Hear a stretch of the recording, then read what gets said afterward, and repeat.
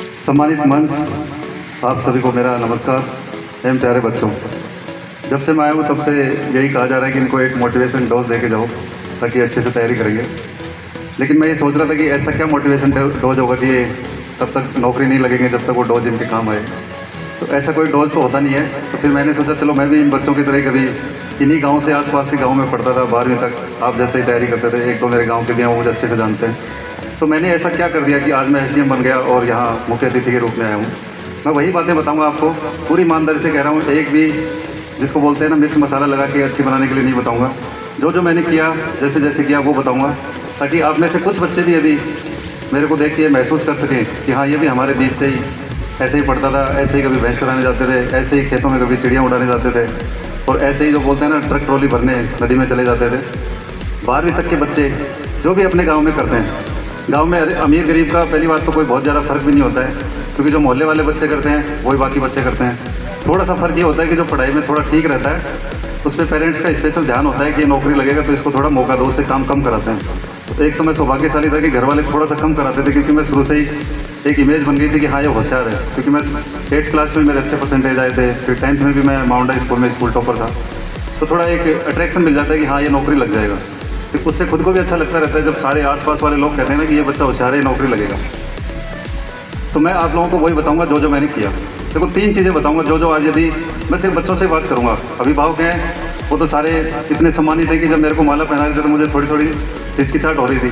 इस तरह जो मेरे बगल में बैठे हैं, कभी मैं स्काउट गाइड में स्टूडेंट था और बलेश्वर वगैरह में कैंप में जाता था, तो गुरुजी वहाँ भी हमें मिलते थे। तो ऐसे लोगों से जो हमारे इतने सम्मानित हैं, इधर मेरे रिश्तेदारी बैठे हुए हैं, ये सारे बड़े बुजुर्ग हैं जिनसे मैं माला कैसे पहनूंगा। लेकिन जैसा आप सब लोगों ने देखा कि चलो मुख्य अतिथि का एक प्रोटोकॉल होता है, तो ये एहसास दिलाने के बच्चों को भी फील हो कि देखो जब आप सफल हो जाते हो तो कैसे समाज आपको लाड चाव करता है, कैसे आपको रिस्पेक्ट देता है। सिर्फ इसलिए, बाकी सारे अपने बड़े बुजुर्ग हैं, इन सबको रोक देना ही मैं अच्छा समझता हूँ। तो देखो 3 चीज़ें मैं आप लोगों को बताऊँगा, वो आज ज़रूर लेके जाना। सिर्फ बच्चों से बात करूँगा, मैं दोबारा कह रहा हूँ। पहला, जीवन में हमेशा जोश जुनून रखो। जोश जुनून का मतलब क्या है? अपने आप को कन्विंस करो, अपने आप को बार बार बताओ कि ये काम मैं करूँगा, करके रहूँगा। जैसे मैं 10+2 के बाद जैसे मैंने 12वीं क्लास की, आप लोगों की तरह ही था, बिल्कुल गांव में रहता था। मेरे गांव वाले बच्चे भी आपको बताते होंगे, जब मौका मिलता था संडे को 4-4 घंटे क्रिकेट भी खेलता रहता था मैं। और जहाँ गाँव के बच्चे को ये कभी कभी ऐसे होता है ना कि कहीं भजन वगैरह चल रहे हैं, तो रात को 9-10 बजे प्लान करते थे गाँव के थोड़े से जो बदमाश बच्चे रहते हैं कि आज वहाँ मंडली देख के आएंगे।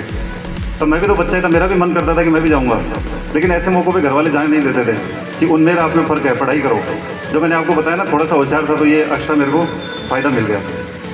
हाँ, लेकिन ये ज़रूर था मैं जो भी काम करूँ, लेकिन दिन में 3 से 4 घंटे, ये मेरे गुरुजी ने 7वीं 8वीं क्लास में मुझे अच्छे से समझा दिया था कि आप चाहे जो खेलना है खेलो, रिश्तेदारों में जाना है जाओ, जिम बजाओ, खेल बजाओ, कूद बजाओ, कुछ भी करो, लेकिन 3 से 4 घंटा जो मिनिमम है ना वो ज़रूर पढ़ो। तो मैं ऐसे टाइम में क्या करता था, कभी तो सुबह सुबह, जिस दिन संडे को मैच होता था ना, तो मेरा क्रिकेट खेलने का बड़ा शौक था। तो मैं क्या करता था, उस दिन सुबह ही 4 बजे या 5 बजे उठ जाता था, और 9 बजे से गेम शुरू होता था, 8 बजे उससे पहले ही 3 से 4 घंटे पढ़ के फिर खेलने जाता था, ताकि कोई टेंशन ही नहीं रहे। फिर जैसे मैंने 12वीं क्लास पास की तो मेरा इंडियन नेवी में सिलेक्शन हो गया, और उससे पहले मैंने एक सपना देखा था कि या तो मैं IAS बनूंगा या RAS बनूंगा, लेकिन प्रशासनिक अधिकारी मैं ज़रूर बनूंगा। तो मैं नेवी में चला गया। वहाँ एक जैसे अच्छा एनवायरनमेंट मिला मुझे, फौज थी, दौड़ाते हैं खूब, सिखाते हैं, स्विमिंग सीख ली, इंग्लिश बोलना सीख लिया। अब मैं नेवी के आपको कुछ एक दो ऐसे किस्से सुनाऊंगा कि कैसे जीवन बदलता है। वहाँ जाके भी जैसे शुरू से यह था कि अफसर बनना है मेरे को। तो जब आप बड़े सपने देखते हो या आप जोश जुनून रहता है ना आप में, तो आपके आसपास वाले भी आपको देखते हैं, आपके गुरुजी आपको देखते हैं, आपके इंस्ट्रक्टर देखते हैं, तो वो लोग क्या आपकी मदद करना शुरू कर देते हैं। आप हमेशा देखा करो, आप में से जो बच्चा बहुत सिंसियर होगा, अच्छे से पढ़ रहा होगा, उसको हॉस्टल के जो वार्डन है या जहाँ जो भी हॉस्टल के संचालक हैं, वो उस बच्चे में विशेष ध्यान रखते हैं, उसको बार बार कहेंगे ये बच्चा तो नौकरी लगेगा।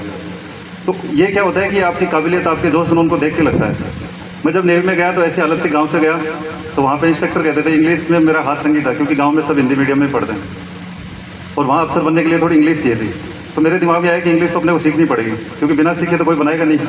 आप बहुत ज़्यादा दिन हम ये कहते हुए कि मैं तो गाँव में पढ़ा हुआ हूँ, मैं तो गरीब हूँ, ऐसे कहने से देखो बेचारा बनने से कोई नहीं सुनने वाला है, और ना आप नौकरी लग सकते हो ना आगे बढ़ सकते हो। आपको जो चीज़ चाहिए वो हमें करनी पड़ेगी। तो जब नेवी में शुरू में जब हम ट्रेनिंग कर रहे थे, तो ऐसी स्थिति थी कि मेरे को ना तो सॉरी बोलना आता था, ना थैंक यू बोलना आता था, ना एक्सक्यूज मी बोलना आता था। जो भी इधर उधर वाले को देख के सीखते थे। इसी कंडीशन में गया था मैं, आप लोग जिस कंडीशन में बैठे हो 12वीं के बच्चे। तो कभी इंस्ट्रक्टर ने कहा जब स्विमिंग के लिए जा रहा था कि सभी अपना टॉवेल और स्विमिंग ट्रंक लेके आओ। तो मेरे समझ ही नहीं आया कि टॉवेल किसको कह रहे हैं, स्विमिंग ट्रंक क्या लेके आना है मतलब। तो मैं दूसरे बच्चों की तरफ देख देख के और फिर अपना स्विमिंग ट्रंक यानी कच्छा बोलते हैं और टॉवेल यानी तौलिया, क्योंकि कच्छा और तौलिया ले आओ ताकि स्विमिंग कराएंगे। लेकिन वो इंग्लिश में बोल रहे थे तो मेरे इतना भी समझ नहीं आ रहा था, मैं उस कंडीशन में था। क्योंकि रिटर्न एग्जाम में तो मैथ आती है, साइंस आती है और जीके आता है, वो पास करके आप बन जाते हो। वहाँ जाके जैसा माहौल है उसमें आपको डलना पड़ता है। फिर इस चीज़ को लेकिन मैंने ये नहीं सोचा कि मेरे को तो इंग्लिश नहीं आती, मैं कैसे क्या करूँगा। इसको मैंने एज ए जोश जुनून लिया कि नहीं, ऑफिसर बनना है तो अपने को इंग्लिश भी सीखनी पड़ेगी और सीखेंगे। जैसे ही बेसिक ट्रेनिंग पूरी हुई, इंग्लिश के न्यूज़पेपर आते थे वहाँ लाइब्रेरी में जहाँ हम लोग रहते थे, एक बगल में लाइब्रेरी भी थी। मेरे को आधा घंटा भी मिलता था, मैं यकीन के साथ कह रहा हूँ आप लोगों को, बहुत ईमानदारी के साथ, जितना टाइम मिलता था मैं न्यूज़पेपर पढ़ता था, उसमें से स्पेलिंग्स लिखता था। एक डायरी बना दी थी मैंने। मेरी बेसिक ट्रेनिंग पूरी होने तक मैंने कम से कम 2 डायरी स्पेलिंग के लिख के और वो याद कर डाली।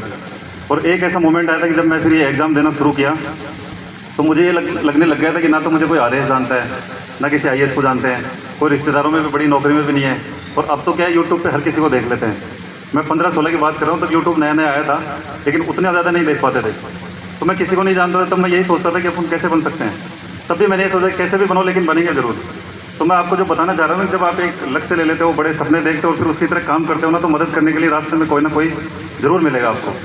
मैं एक दिन क्या हुआ कि बाहर खड़ा होकर और इंग्लिश में एक आर्टिकल पढ़ रहा था इंडियन नेवी में। तो वहाँ मेरे को फिर एक अधिकारी ने देखा कि यार ये बच्चा है, ये अलग से ही, मतलब बाकी लोग भी थे, सबको मौका मिलता था, आगे नहीं आ पाते थे। मैंने कोशिश की, 2-4 दिन घर पे प्रैक्टिस की, पूरी रात प्रैक्टिस की, और एक दिन मैं जब आगे गया तो उस अफसर ने मुझे अलग से बुलाया कि आप कोई एग्ज़ाम वगैरह की तैयारी नहीं कर रहे क्या। तो मैंने कहा सर मैं देता हूँ असिस्टेंट कमांडेंट का, सीडीएस का, ये सब एग्ज़ाम दे रहा हूँ। तो उन्होंने फिर कहा कि आप जब एग्ज़ाम में पास हो जाओ ना तो मेरे पास ज़रूर आना, मैं आपको गाइड करूँगा। तो आपको यकीन नहीं होगा, जैसे ही उसके 6 महीने बाद मेरा एग्ज़ाम हुआ, उन्होंने मुझे गाइड किया और मेरा असिस्टेंट कमांडेंट में सिलेक्शन हो गया। यानी कि ये पहली बात मैंने ये बताई कि जुनून रखो अपने अंदर और बड़े सपने देखो। इससे क्या होता है, आपको मदद करने के लिए 1000 मिलेंगे। देखो कोई यदि ये सोचे कि मेरे पास पैसे नहीं है, हमारे घर में तो बड़े बड़े नौकरी करने वाले नहीं हैं, उससे आरएएस आईएएस या उससे अधिकारी नहीं बनते हैं। मैं बहुत ईमानदारी से कह रहा हूँ, अधिकारी बनते हैं आपके जोश जुनून से, आपकी मेहनत से, आपकी नीयत से। जो बच्चा बहुत जोश जुनूनी है उसको मदद करने के लिए 100% कोई ना कोई ज़रूर मिलेगा। आपके आसपास का एनवायरनमेंट ऐसा, उसमें सब देखते रहते हैं आप लोगों को। फिर जैसे ही मैं असिस्टेंट कमांडेंट बना, मैं आपको अपनी बात इसलिए बता रहा हूँ क्योंकि आपके बीच से आया हूँ और कैसे कैसे यहाँ पहुँचा। मुझे लगता है उतना करोगे आप तो निश्चित रूप से आप नौकरी तो लगोगे और अधिकारी भी बनी जाओगे। तो फिर मैं असिस्टेंट कमांडेंट बन गया, लेकिन मेरे को तो एडमिनिस्ट्रेटर ही बनना था, या तो आरएएस या आईएएस।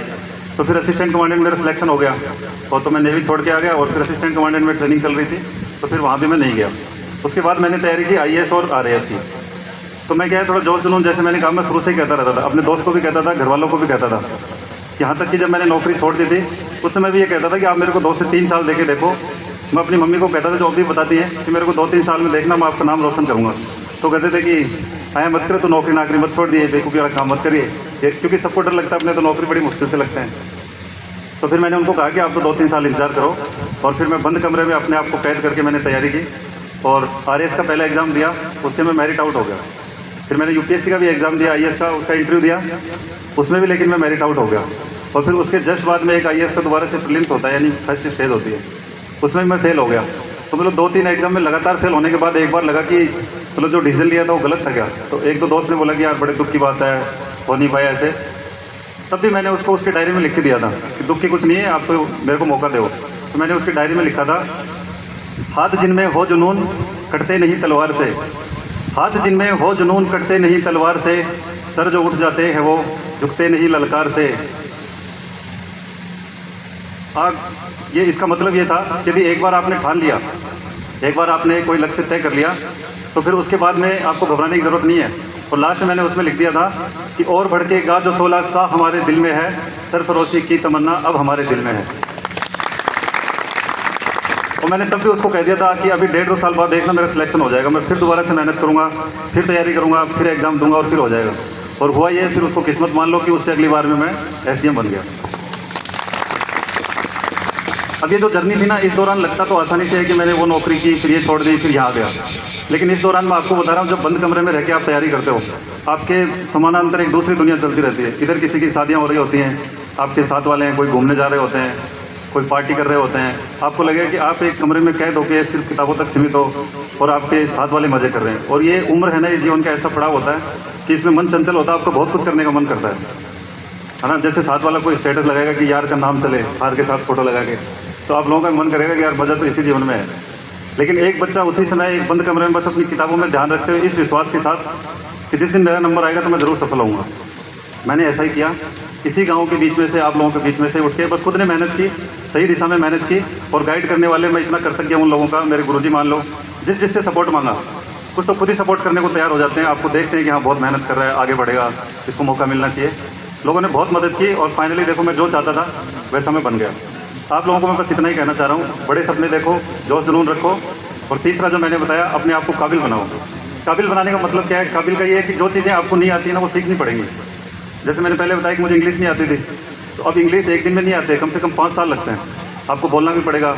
मैं अपने साथ के बैचमेट से बोलता था तो टूटी फूटी इंग्लिश बोलते ना, जिसको ऐसे खूब कोशिश करते थे, मजाक भी उड़ाते थे कि ये तो राजस्थानी एक्सेंट में बोलता है। फिर बीच बीच में मेरा नाम निकाल दिया था ऐसे कुछ टूटी फूटी इंग्लिश बोलने से। लेकिन उससे घबराना थोड़ी था, अपना टारगेट अलग था कि नहीं धीरे धीरे सब सीखेंगे। और फिर ऐसा हुआ कि मैंने असिस्टेंट कमांडेंट का इंटरव्यू भी यूपीएससी में इंग्लिश में दिया। तो ऐसे धीरे धीरे सब सीख जाते हैं। तो एक तो सीखने का हमेशा से जुनून रखो, अपने आप को काबिल बनाओ। बेचारा कभी मत बनो कि मैं तो गांव से आया हूँ, मैंने हिंदी मीडियम से पढ़ाई की है, मैं तो गरीब हूँ। देखो इससे आपका भला नहीं होने वाला है। ये है, लेकिन अपने आप में इतना जुनून करो कि जो भी है इन्हीं परिस्थितियों से निकल के और सफल होकर दिखाएंगे, तभी तो मजा आएगा। जब आप ऐसी परिस्थितियों से निकल के और सफल होगे तो खुद को भी अच्छा लगेगा, और जो भी आपके बारे में सुनेगा देखेगा उसको भी लगेगा कि हाँ इसने मेहनत की है, ईमानदारी से मेहनत की है और इसलिए ये सफल हुआ है। तो मैं फिर आपको कहूँगा, जो जुनून में रहा करो, अपने आप को काबिल बनाओ और एक अनुशासन में रहो। अनुशासन का सामान्य मतलब है जो आपने प्लान कर लिया। जैसे अभी भी हॉस्टल में आप पढ़ते होंगे, तो यदि नहीं भी करते हो तो एक तो टाइम टेबल बनाना जरूर शुरू करो। डेली नहीं, सप्ताह में एक बार अपनी डायरी में पक्का एक टाइम टेबल बनाओ। टाइम टेबल का मतलब उसमें लिखो कि मैं सुबह इतने बजे उठूंगा। मैं अभी भी बना के आता हूँ, आप लोगों को बता रहा हूँ। अभी मैं वीकली टाइम टेबल बनाता हूँ। पढ़ाई के दौरान से मुझे आदत पड़ गई। मैं सप्ताह के सोमवार को ऑफिस जाने से पहले अपने डायरी में लिखता हूँ कि इस सप्ताह में मुझे 10 काम करने हैं। तो ऐसे आप वीकली टारगेट बनाओ कि इस सप्ताह में 6 बजे उठूंगा, 6 से 7 बजे रूटीन करूँगा। इसके बाद मैं 7 से 10 बजे तक पढ़ूंगा, लाइब्रेरी पढ़ूंगा, अपने रूम में पढ़ूंगा, जहाँ भी। बहुत सिस्टमेटिक तरीके से पूरा प्लान बनाओ। और फिर डिसिप्लिन का मतलब ये होता है कि पूरे वीक आप अपनी पूरी ताकत लगा लो कि जो मैंने लिख दिया, मैंने अपने आप के साथ वादा किया है, इसको मैं पूरा करूँगा। ये छोटे छोटे टारगेट जब आप करने लगोगे ना, तो आपको पता भी नहीं लगेगा, आप एक दिन कभी मुख्य अतिथि बन के इधर खड़े होते हुए जरूर मिलोगे। इसी के साथ पूरी हॉस्टल टीम को जो बहुत अच्छा काम कर रहे हैं और मेरे को मौका दिया, उसके लिए बहुत बहुत धन्यवाद। आप सभी बच्चों को जब भी आपको ज़रूरत पड़ती है, कोई आरएस की तैयारी कर रहा हो, आरएस आईएएस की कर रहा हो, किसी नौकरी की, मेरे लायक कोई भी काम होता है, निसंकोच आप मुझे बड़ा भाई समझकर संपर्क कर सकते हैं। ये प्रिविलेज समझ लो आपकी, मैं भी नीम का थाना से हूँ, तो आप यहाँ पढ़ते हो, बीच बीच में आता भी रहूँगा, और कम भी आ पाया तब भी आप तो सारे हो, कभी फ़ोन भी कर लोगे तो कोई इशू नहीं है। तो इसलिए आप सभी को एक बार पुनः बहुत बहुत शुभकामनाएं। All the best. एक मैं ये लास्ट में अपनी एक्सपेक्टेशन आप सभी से कह के जा रहा हूँ कि आप में से जो भी बच्चा नौकरी लगेगा या भविष्य में जो सफल होगा, जिसको बोलेंगे, उसका जब यहाँ सम्मान करेंगे उसमें मैं ज़रूर आऊँगा और मैं मिठाई खिलाऊँगा आपको। Thank you.